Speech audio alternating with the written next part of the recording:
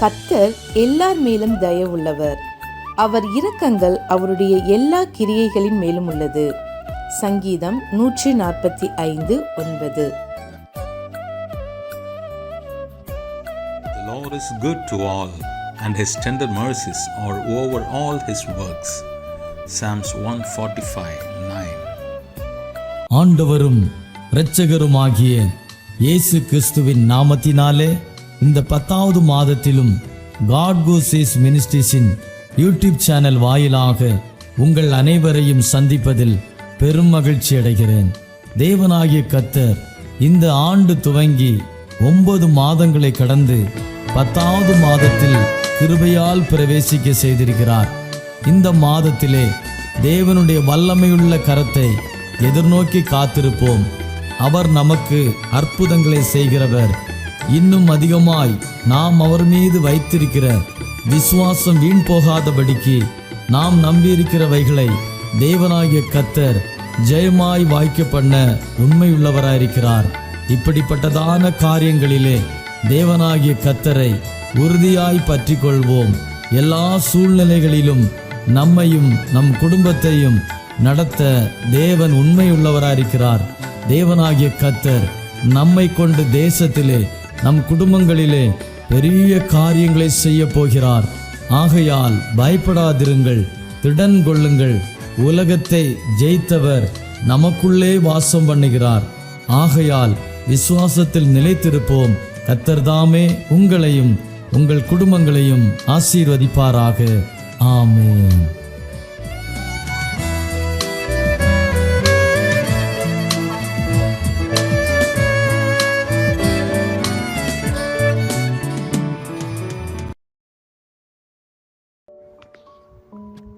கிறிஸ்துவுக்குள் மிகவும் பிரியமான காட் கோசேஸ் மினிஸ்ட்ரியினுடையதான யூடியூப் சேனல் நேயர்கள் அனைவருக்கும் ஆண்டவராகிய இயேசு கிறிஸ்துவின் ஈடு இணையற்ற இன்ப நாமத்தில் எனது அன்பின் வாழ்த்துக்களை இந்த காலை நேரத்தில் உங்களுக்கு நான் தெரிவித்துக் கொள்ளுகிறேன். தவறாமல் இந்த யூடியூப் மூலமாய் வருகிற இந்த காலை தியான செய்தியை கேட்கிற உங்கள் அனைவரையும் கர்த்தர் இன்னும் ஆசீர்வதித்து கனப்படுத்தி தேசத்தில் உயர்த்துவாராக. அவர் கிருபை என்றென்றைக்கு உங்களோடு கூட இருப்பதாக. இந்த நாளிலும் கூட பிரியமான தேவ பிள்ளைகளே, மீண்டும் ஒரு முறை கூட இந்த அருமையான ஊழியத்தின் காட் கோசேஸ் மினிஸ்ட்ரி ஊழியத்தினுடையதான இந்த யூடியூப் சேனல் வழியாக உங்களோடு கூட ஆமேன் இந்த அடிமை தேவனுடைய செய்தியை கொண்டு வருவதற்கு கர்த்தர் செய்த இந்த நல்ல ஆமேன் தருணத்திற்காக கர்த்தருடைய கிருபைக்காக ஆண்டவருக்கு நன்றி செலுத்துகிறேன். விசேஷமாக இந்த ஊழியத்துக்காக கர்த்தரை ஸ்தோத்தரிக்கிறேன். இதனுடையதான ஒரு அருமையான ஸ்தாபகரும் போதகருமான பாஸ்டர் தாமஸ் அவர்களுக்காகவும் ஆண்டவருக்கு நன்றி செலுத்துகிறேன். கர்த்தர் அவர்களையும் ஊழியத்தையும் இன்னும் அதிகமாய் ஆசீர்வதித்து அநேகமாயிரங்களை கிறிஸ்துவண்டையில் நடத்தி செல்ல பயன்படுத்துவாராக. என் அன்பு தெய்வ பிள்ளைகளே, இந்த நல்ல காலை நேரத்தில் தேவனுடைய நாமத்தின் மகிமைக்காக உங்களோடு கூட ஒரு அருமையான வேத பகுதியை நான் வாசித்து ஆமேன் அதை குறித்ததான ஆமேன் தேவன் கொடுக்கிற ஆமேன் வார்த்தைகளை செய்திகளை உங்களுக்கு ஆமேன் பகிர்ந்து கொள்ள விரும்புகிறேன். ஆமேன் ஹல்லேலூயா. இந்த காலை தியானத்திற்காக எடுத்துக்கொள்ளப்பட்டதான அருமையான வேத பகுதி சங்கீதங்களின் புஸ்தகம் 1வது அதிகாரம் சங்கீதம் 1 அதனுடைய 3வது வசனம். 1ஆம் சங்கீதம் 3வது வசனம் இவ்விதமாய் எழுதப்பட்டிருக்கிறது. நான் வாசிக்கிறேன். அவன் நீர்க்கால்களின் ஓரமாய் நடப்பட்டு தன் காலத்தில் தன் கனியை தந்து உதிராதிருக்கிற மரத்தை போலிருப்பான். அவன் செய்வதெல்லாம் வாய்க்கும். அல்லேலூயா. என் அன்பு தேவ பிள்ளைகளே, இந்த சங்கீத பகுதி தெரியாத தேவ ஜனங்கள் இருக்க மாட்டாங்க. சிறு வயதிலிருந்தே கிறிஸ்தவர்களானால் இந்த 1ஆம் சங்கீதத்தை முழுமையாக பாராமல் படித்து எழுதி காட்டி மனனமாய் சொல்லியிருப்பார்கள். அல்லேலூயா. சண்டேஸ் கிளாஸ் ஊழியத்தில் எல்லாருக்கும் தெரிந்தது. ஆமேன். மேக்சிமம் இந்த வார்த்தையை பாராமலே ஆமேன் டக்கு டக்குன்னு சொல்லக்கூடிய கிருபை எல்லா தெய்வ பிள்ளைகளுக்கு உண்டு. ஆனால் இன்றைக்கு இந்த வார்த்தை நம் மத்தியில் கடந்து வந்திருக்கிறதுல ஆண்டவருக்கு சில நோக்கங்கள் உண்டு. 4 காரியங்கள் இந்த 3வது வசனத்தில் தெளிவாய் பரிசுத்த ஆவியானவர் நமக்கு தந்திருக்கிறார். 1, நீர்க்கால்களின் ஓரமாய் நடப்பட்டு.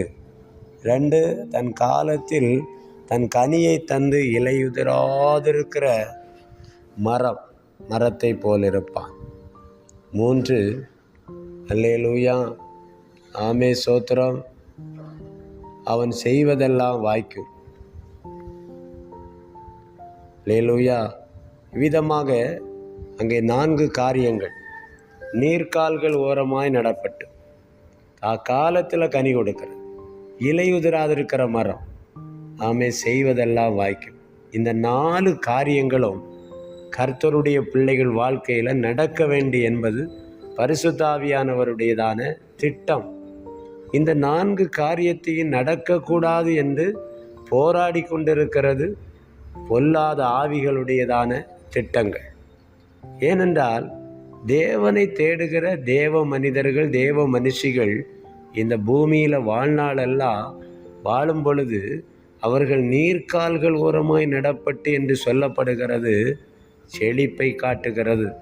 நம்முடைய தோட்டங்களிலே, அல்லேலூயா, தோப்புகளிலே நாம் பார்ப்போமானால் தண்ணீர் செழிப்புள்ள ஒரு இடம் இருக்குமானா, ஆமேன், அந்த தண்ணீர் கரைகளிலே தண்ணீர் ஓடுகிறதான அந்த பாதையில் இந்த வாய்க்கால் அருகில் இருக்கக்கூடியதான மரங்கள், விருட்சங்கள், பயிர் பச்சைகள் எல்லாமே செழிப்பாக இருக்கும்.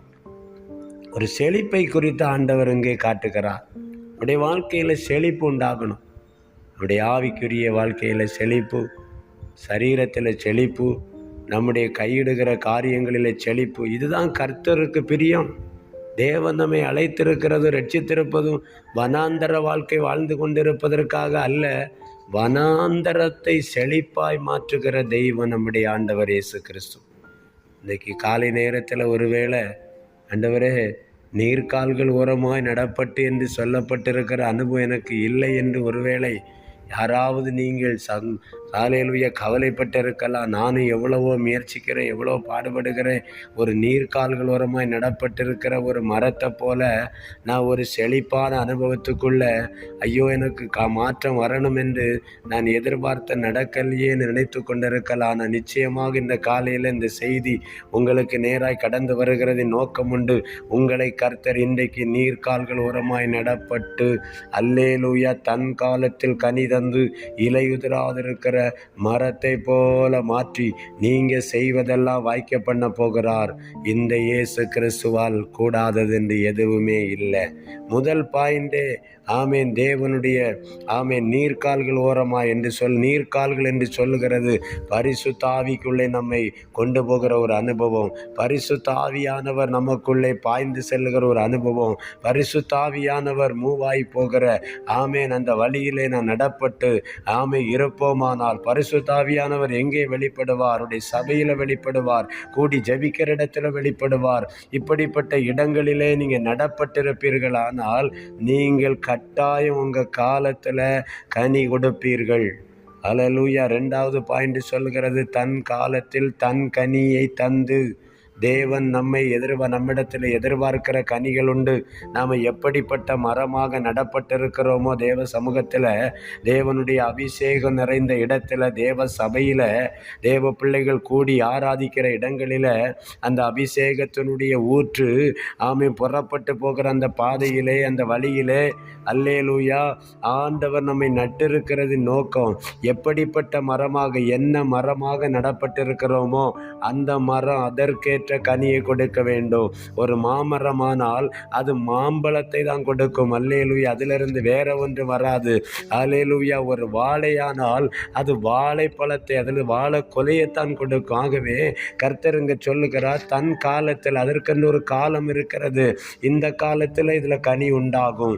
இந்த காலத்தில் அல்லேலூயா இதில் யாரே பூ பூக்கும். இந்த காலத்தில் இது காய் காய்க்கும். இந்த காலத்தில் சோத்திரம் இது பழுத்து கிடக்கும். இதெல்லாம் ஒரு காலம் இருக்கிறது. அந்த காலத்தில் தன் கனியை தந்து இன்றைக்கு உலகத்தில் நமக்கு காலம் தந்திருக்கிறாரு. ஆமே, இந்த காலகட்டத்தில் ரட்சிக்கப்பட்ட நாள் முதல் நம்முடைய கடைசி மூச்சு வரையிலும் என்று சொல்லுகிற கொடுக்கப்பட்டிருக்கிற காலம். அல்லேலூயா. அந்த காலத்தில் நான் கனி கொடுக்க வேண்டும். இயேசுவை ஏற்றுக்கொண்டு இயேசுவுக்காக நாம் வாழ்வோம் என்று புறப்பட்ட இந்த நாளிலிருந்து அவரோடு ஒப்புரவாகி அவரோடு கூட உடன்படிக்கை பண்ணி நம்மை அர்ப்பணித்து கொடுக்கிற இந்த நாளிலிருந்து நம் கடைசி மூச்சு வரையிலும் இதுதான் காலம். இந்த காலங்களிலே நான் கர்த்தர் எதிர்பார்க்கிற கனி கொடுக்க வேண்டும். அல்லேலூயா. கனி கொடுக்க வைப்பார். மூன்றாவது, இலையுதிராதிருக்கிற மரம். நீர்க்கால்கள் ஓரத்தில் ஒரு மரம் நடப்பட்டிருக்குமானால் அது இலை உதிரவே செய்யாது. அது எக்காலமும் பச்சை பசேலென்று இருக்கும். அல்லேலூயா. இலையுதிராதிருக்கிற அந்த செழுமையான மரத்தை பார்த்து தான் அல்லேலூயா பறவைகளும் வருவார்கள், மனிதர்களும் வருவார்கள். ஆமேன். இந்த வழியாய் போகும்போது சற்று இளைப்பாறணுமானா இந்த கோடையின் தாக்கத்திலிருந்து அல்லது இந்த உஷ்ணத்திலிருந்து கொஞ்ச நேரம் இளைப்பாரி போகணுமான அந்த பச்சையான மரத்துக்கு கீழே போய் இருந்தா கொஞ்சம் குளுமையாக இருக்குமே என்று சொல்லி அதைத்தான் பறவைகளும் தேடி செல்லுகிறது, மனிதர்களாகி நாமும் தேடி செல்லுகிறோம். ஆகவே இலையுதிராதிருக்கிற மரம் பிறருக்கு அடைக்கலமான ஒரு மரம், பிறருடைய சோத்திர வேதனையை மாற்றுகிற, பிறருக்கு இளைப்பாறுதலை அல்லேலூயா ஆசீர்வாதத்தை கொடுக்கிற மரம் தான் இலையுதிராதிருக்கிற மரம். பாருங்க, ஒரு மரம் இலை உதிர்ந்து கிடக்குமான அந்த இடத்துல நீங்கள் போய் பாருங்க. ஒருபோதும் பறவைகள் அதுக்கு மேலே வராது. ஒரு மனுஷன் கூட அதுக்கிட்ட போக மாட்டான். ஒரு மிருக ஜீவன் கூட அதுக்கு கிளம்பி படுத்து கிடக்காது. ஆனால் எந்த மரம் இலையுதிராம கொழுமையாய் செழுமையாய் ஆசீர்வாதமாய் பச்சை பசேல் என்று காணப்படுகிறதோ அந்த மரத்துக்கு கீழே தான் மனிதர்களும் போய் நிற்பார்கள். அந்த மரத்துக்கு கீழே மிருக ஜீவன்கள் படுத்து கிடக்கும். அந்த மரத்துக்கு மேலே பறவை பட்சிகள் நிரம்பி கிடக்கும். அல்லேலூயா.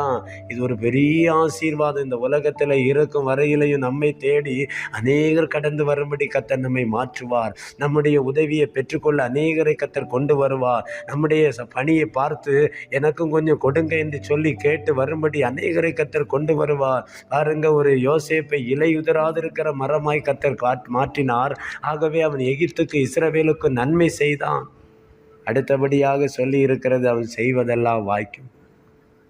கர்த்தருடைய பிள்ளையே, நீங்கள் செய்வதெல்லாம் வாய்க்க பண்ணுவார்.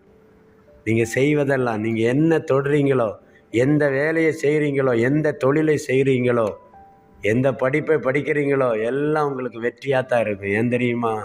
அல்லேலூயா. நீங்கள் நீர்க்கால்கள் ஓரமாய் நடப்பட்டிருக்கணும். இந்த 4 வாக்கு தத்தங்களும் இந்த நாளிலே நமக்கு உண்டாகணும். நம்முடைய பூமி வாழ்க்கையில், உலக வாழ்க்கையில், நம்முடைய தேவன் நமக்கு கொடுத்திருக்கிற இந்த உலகம் இது ஒரு வாடகை வீடு. இந்த வாடகை வீட்டில் நமக்கு சில காலங்கள் கொடுத்திருக்கிறார். இந்த காலம் முழுவதையும் நாம் பயன்படுத்தி கர்த்தருக்காக நாம் மாற வேண்டும். கர்த்தருக்காக நம்மை ஒப்பு கொடுக்கும் பொழுது இந்த 4 ஆசீர்வாதங்களும் நமக்கு உண்டாகும். இந்த 4 ஆசீர்வாதமும் ஒரு மனுஷனுக்குள்ளே வந்துட்டுன்னா இந்த அல்லேலூயா அந்த மனுஷனை மற்றவர்கள் திரும்பி பார்ப்பாங்க. அவன் நாளையிலும் என்ன செழிப்பாக இருக்கிறான், அவனுடைய காரியங்களெல்லாம் ஜெயமாக இருக்கிறது. ஆமேன். அவன் எல்லாம் கொழுகொழுப்பாக இருக்கிறான். அவன் என்ன தொட்டால் நடக்கிறது. ஒரு பெட்டி கடையை ஆரம்பித்தான், அன்றைக்கி பெரிய ஷாப்பிங் மாலாக மாறிவிட்டது. ஒரு சின்ன ஜவுளி கடையை ஆரம்பித்தான், ஒரு பெரிய அல்லேலூயா சோத்திர அநேக ஆயிரங்களுக்கு வேலை கொடுக்கக்கூடிய பெரிய கடையாய் மாறிற்று. அல்லேலூயா. ஒரு பெரிய குடோனாய் மாறிற்று.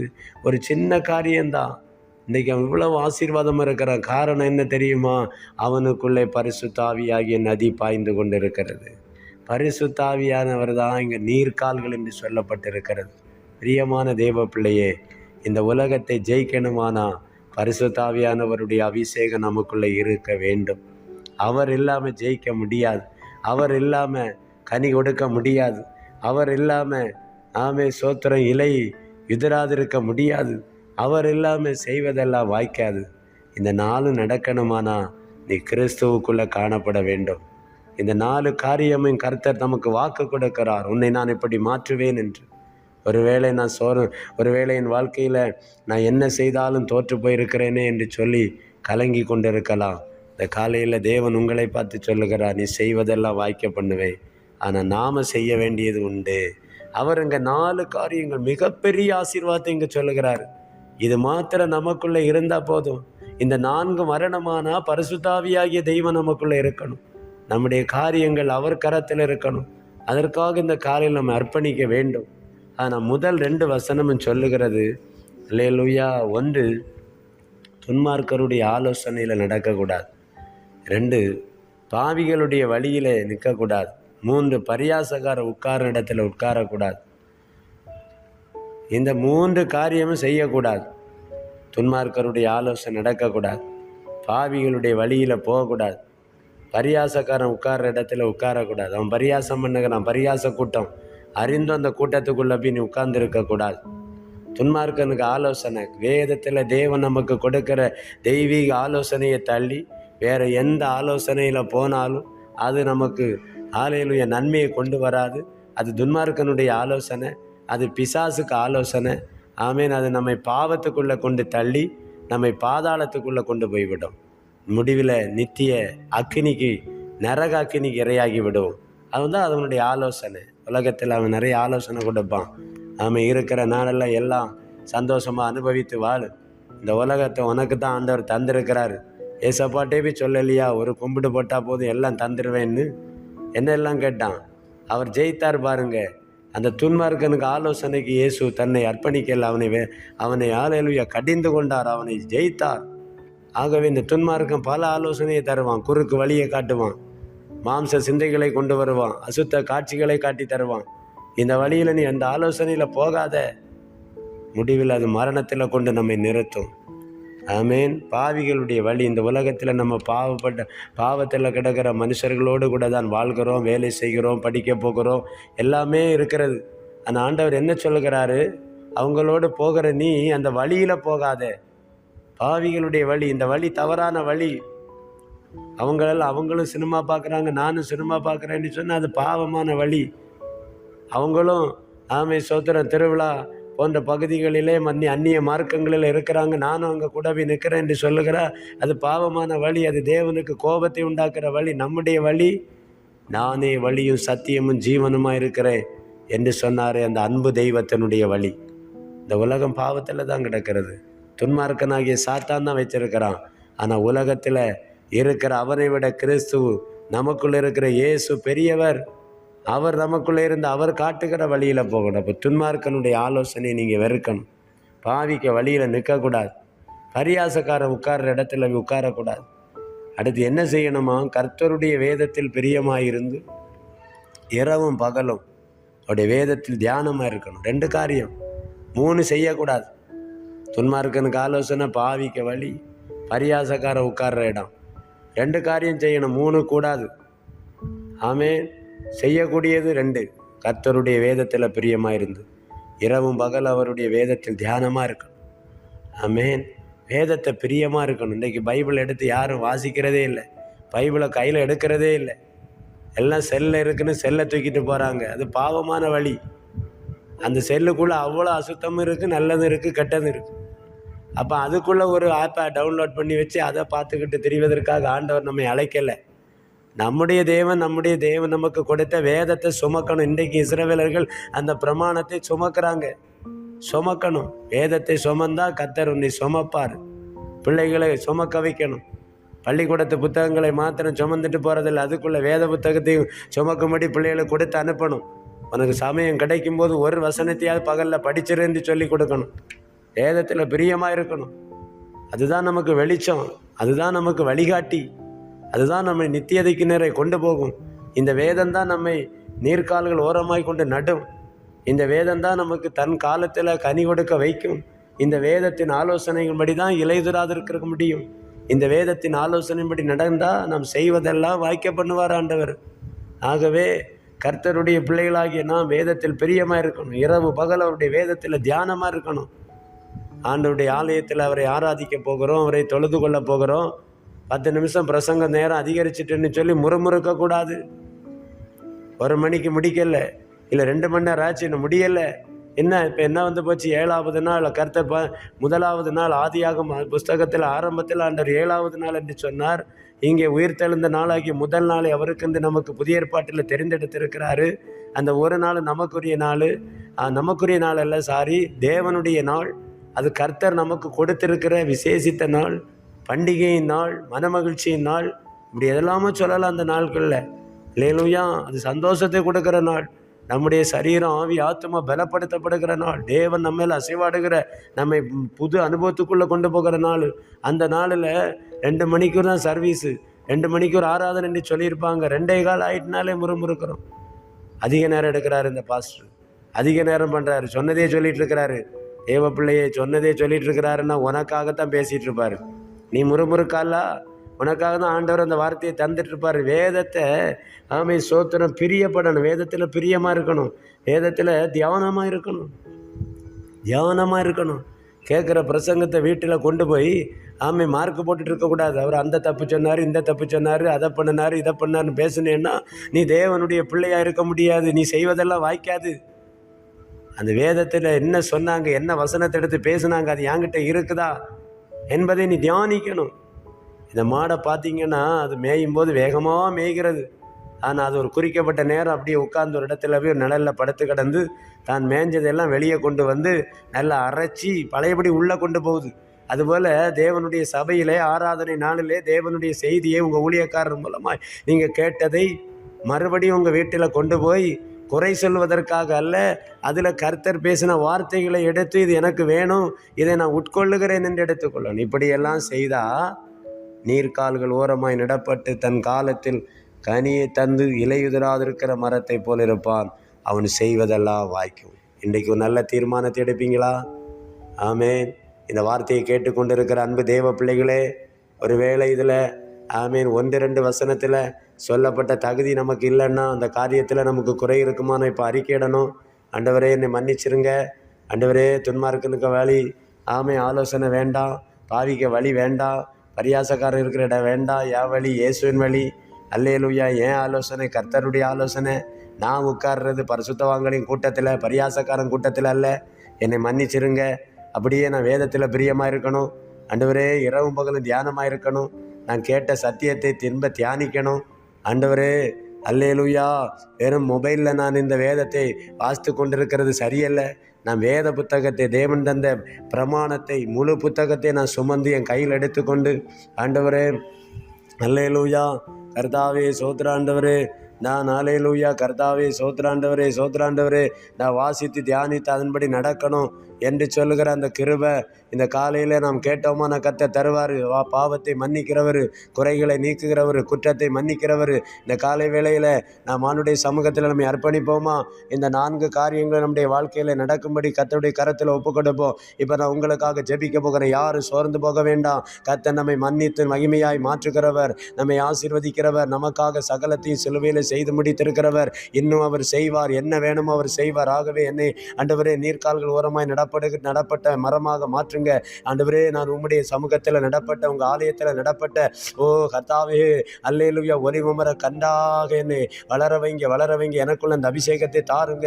என்னுடைய குறைகளை மன்னிங்க ஆண்டவரே. இந்த காலை நேரத்தில் ஆண்டவரே என்னை மறுபடியும் உங்கள் சபைக்குள்ளே, உங்கள் பரிசுத்தாவிக்குள்ளே என்னை கொண்டு நடத்த என்னை நடுங்காண்டவரே, என்னை தருகிறாண்டவரே, இந்த மண்ணை நடுங்காண்டவரே. நான் உமக்கன்று கனி கொடுக்கும்படி என்னை எடுத்து பயன்படுத்துங்க. ஆழத்தில் தன் கனியை தந்து இலையுதிராக இருக்கிற மரமா என்னை மாற்றி காட்டுங்க. நான் செய்கிறதெல்லாம் வாய்க்க பண்ணும்படி அந்த அபிஷேக தைலம் எனக்குள்ள இருந்து வெளிப்பட்டு கொண்டு இருக்கிற அந்த அபிஷேக நதி எனக்குள்ள இருந்து வெளிப்பட்டு கொண்டு இருக்கட்டும். கர்த்தாவே நீ ஒப்பு கொடுக்கிறேன் என்று சொல்லுகிற ஒவ்வொரு பிள்ளைகளுக்கு மேலே இப்பொழுது கர்த்தருடைய அபிஷேகம் வெளிப்படும். கர்த்தர் உங்கள் குறைகளை மன்னித்து உங்களை பாலையிலும் ஆசீர்வதித்து இந்த அனுபவத்தை இந்த காலையில் உங்களை கொடுக்க போகிறா. விசுவாசத்தோடு ஆண்டவரே எனக்கு அந்த கிருபைகளை தாரும் என்று சொல்லி கேளுங்க. நிச்சயமாய் பெற்றுக்கொள்வீங்க. ஹல்லேலூயா. எங்கள் பரிசுத்த பிதாவே, இந்த வார்த்தைகளை கேட்ட ஒவ்வொரு பிள்ளைகளையும் நீங்கள் ஆசீர்வதிங்க, கிருபை கொடுங்க. இந்த வார்த்தையின்படி அந்த 4 காரியங்கள் ஆண்டவரே 3ஆம் வசனத்தில் சொல்லப்பட்ட ஆண்டவரே இந்த 4 ஆசீர்வாதங்களையும் இவங்க வாழ்க்கையில் கொடுப்பீராக ஆண்டவரே. கொடுத்து ஆசீர்வதித்து கனப்படுத்துங்க. செய்வதெல்லாம் வாய்க்க பண்ணுங்க. அந்தந்த காலத்தில் கனி கொடுக்க வைங்க. எப்போது நீர்க்கால்கள் ஓரமாய் நட்டு இருக்கட்டும் ஆண்டவரே. உங்கள் ஆலயத்தில் நிரம்பி வழிகிற இடத்துல, உங்கள் ஆலயத்தில் தான் அந்த நீர்க்கால்கள் ஓடுகிறது. அங்கேயே நிலைத்திருப்பார்களாக. அது இலையுதிர சிதறாதிருக்கிற மரமாயிருந்து மற்றவங்களுக்கு பிரயோஜனமாக இருக்கும்படி கர்த்தர் எடுத்து பயன்படுத்தும்படியாய் ஜெபிக்கிறேன். நீர் அப்படி செய்கிறதுக்காய் சோத்திரம் சோத்திரம். தொடர்ந்து நடத்த ஆசீர்வதிங்க. காட் கோசஸ் மினிஸ்ட்ரிக்காய் சோத்திரம். ஆசீர்வதிங்க கர்த்தர். இன்னும் பெரிய காரியங்களை செய்யுங்க. ஊழியத்தின் தேவைகள் காரியங்கள் எல்லாம் பொறுப்படுத்திக் கொள்ளுங்க. இன்னும் அநேகரை கிறிஸ்துக்குள்ள நடத்தும்படியாக ஆண்டவரே நீர் பெரிய காரியத்தை செய்கிறதுக்காய் ஸ்தோத்திரம். இந்த நாளில் இந்த வார்த்தை ஒவ்வொரு உள்ளங்களையும் திறந்ததுக்காய் ஸ்தோத்திரம். புதுபலம் கொடுத்ததுக்காய் ஸ்தோத்திரம். ஆண்டவர் கரத்தில் கொடுக்கிற ஆசீர்வதியும் எல்லா துதிகரமும் செலுத்துகிற இயேசு கிறிஸ்து நாமத்து ஜெபங்களும் ஜீவனுள்ள எங்கள் நல்ல பிதாவே. ஆமேன் ஆமேன். கர்த்ததாமே நம் அனைவரையும் ஆசீர்வதித்து காப்பாராக. ஆமேன் ஆமேன்.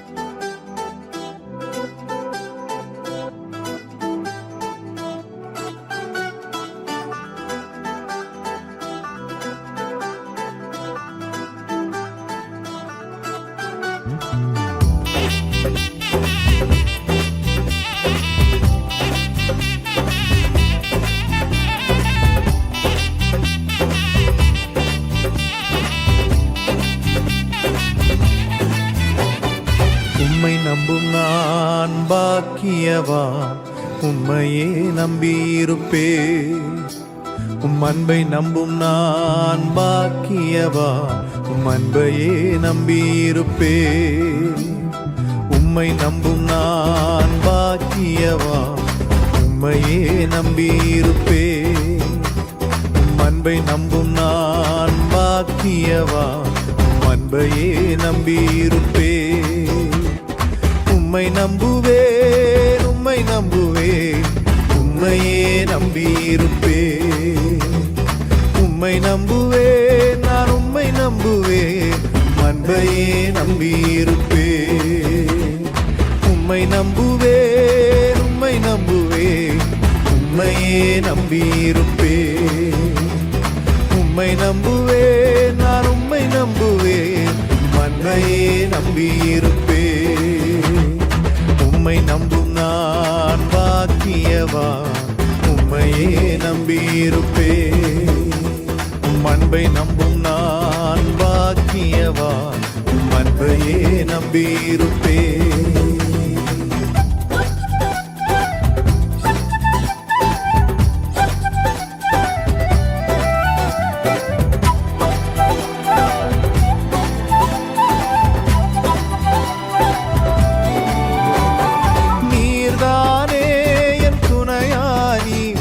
கேடகமும் மானி, நீர்தானே என் துணையானி, என் கேடகமும் மானி. என்னை நினைப்பவரே, ஆசீர்வதிப்பவரே, என்னை நினைப்பவரே, என்னை ஆசீர்வதிப்பவரே. உம்மை நம்புவேன், நான் உம்மை நம்புவேன், முடிவு பரியந்தம் உம்மை நம்புவேன். உம்மை நம்புவேன், நான் உம்மை நம்புவேன், முடிவு பரியந்தம் உம்மை நம்புவேன். உம்மை நம்பும் நான் பாக்கியவான், உம்மையே நம்பியிருப்பேன். அன்பை நம்பும் நான் பாக்கியவான், அன்பையே நம்பியிருப்பேன்.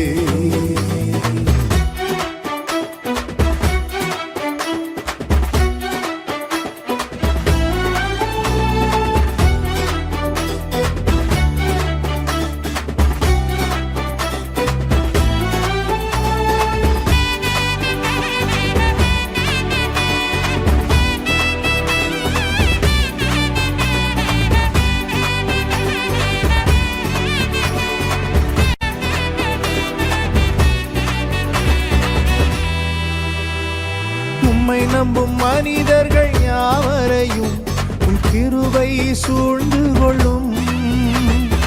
உம்மை நம்பும் மனிதர்கள் யாவருக்கும் உம் நன்மை மிகுந்திருக்கும். குற்றப்பட்டு போவதில்லை, நான் வெட்கப்பட்டு போவதில்லை. குற்றப்பட்டு போவதில்லை, நான் வெட்கப்பட்டு போவதில்லை. உம்மை நம்புவேன், நான் உம்மை நம்புவேன், முடிவு பரியந்தம் உம்மை நம்புவேன். உம்மை நம்புவேன், நான் உம்மை நம்புவேன், முடிவு பரியந்தம் உம்மை நம்புவேன். உம்மையே நம்பியிருப்பே. அன்பை நம்பும் நான் பாக்கியவா, அன்பையே நம்பியிருப்பே.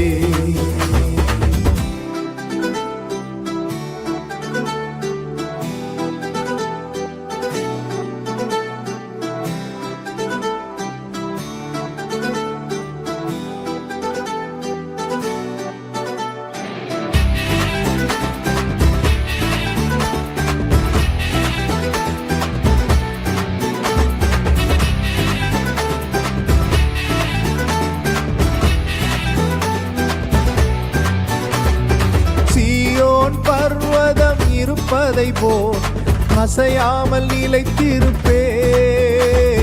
சீயோன் பர்வதம் இருப்பதை போல் அசையாமல் நிலைத்திருப்பே. ஆகாமியத்தின் கொடுங்கோ என் மேல் நிலைப்பதில்லை. ஆகாமியத்தின் கொடுங்கோ என் மேல் நிலைப்பதில்லை. உம்மை நம்புவேன், நான் உம்மை நம்புவேன், முடிவு பரியந்தம் உம்மை நம்புவேன். உம்மை நம்புவேன், நான் உம்மை நம்புவேன், முடிவு பரியந்தம் உம்மை நம்புவேன்.